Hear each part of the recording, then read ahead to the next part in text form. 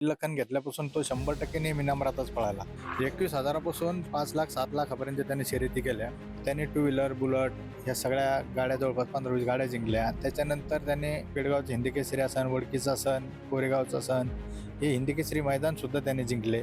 तर हे सगळ्यात मोठं जे श्रीनाथ केसरी चंद्रदादा पाटील यांनी हे जे पहिलवान चंद्रदादा यांनी जे ठेवलं होतं ते एक हायेस्ट फॉर्च्युनरचं मैदान सुद्धा त्यांनी जिंकलं. परंतु ते छोटं वासर असून सुद्धा ते आपल्या बैलाला चिटकून चांगलं पळालं. त्याच्यामुळे त्याचंही मन भरून म्हणजे अभिनंदन झालंच पाहिजे. आणि राहिला प्रश्न जो गाडीचा आहे तर तो आपल्याला अजून उपमुख्यमंत्री शिंदे साहेबाच्या हस्ते मिळणार आहे.